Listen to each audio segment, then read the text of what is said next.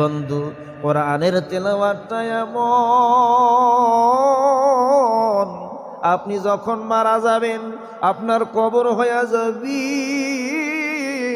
কবরের মধ্যে দুইজন ফেরেশতা এসে প্রশ্ন করবে। ফেরেশতাদের নাম কি? জোরে কন। কেরামান কাতিবিন, ঘাড়ত থাকে। মুনকার নাকির কবরে প্রশ্ন করবে। বন্ধু, কোরআনের আইন যদি আপনি দুনিয়ার জমিনে কোরআনের আইন মানেন, কোরআনের বিধান মানেন, কোরআন দিয়ে রাষ্ট্র পরিচালনা করেন, সমাজ ব্যবস্থা, পারিবারিক ব্যবস্থা, অর্থ ব্যবস্থা, সব বিষয় কোরআনের বিধান মান্য করিন, কোরআনের তেলাওয়াত নিয়মিত করিন, এই কোরআনের তেলাওয়াত কবরের মধ্যে চলে যাবে। সুবহানাল্লাহ কোন। কবরের মধ্যে যাবার পর মুনকার নাকির নামক দুই ফেরেশতা যখন আসবি প্রশ্ন করার জন্য, কোরআনুল কারীম ডেকে বলবে, ফেরেশতারা রে, এই বান্দা দুনিয়ার জমিনে আমি আল্লাহর কোরআনকে মহব্বত করেছে, আমি কোরআনের বিধান দিয়ে সমাজ ব্যবস্থা, রাষ্ট্র ব্যবস্থা, আমি আল্লাহর কোরআনকে তেলাওয়াত করেছি।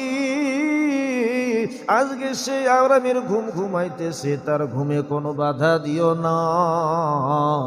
আমি আল্লাহর কোরআন লৌহে মাহফুজে সংরক্ষিত 30 পারা কোরআন তোমার সমস্ত প্রশ্নের জবাব দিয়ে দিব।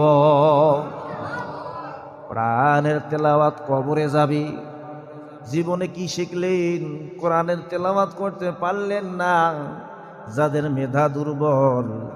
যাদের মেধা দুর্বল পড়তে পারেন না, মুখের মধ্যে আসে না, তাদের জন্য আল্লাহ রাব্বুল আলামিন গোটা কোরআন পড়ার দরকার নাই, কিছু ছোট ছোট সূরা আল্লাহ কোরআনের মধ্যে দিয়েছেন, যেই সূরাগুলো যদি কেউ ঈমান ইখলাসের সঙ্গে 3 বার তেলাওয়াত করি,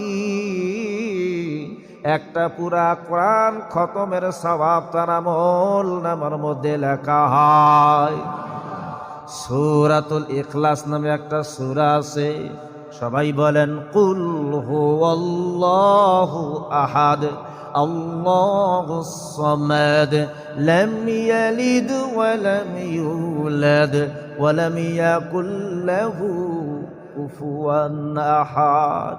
এই সূরাটা যদি কেউ আল্লাহর বান্দা বান্দি ঈমান ইখলাসের সঙ্গে 3 বার তেলাওয়াত করি, আমার আল্লাহ পাক রব্বুল আলামিন তার আমলনামার মধ্যে পুরা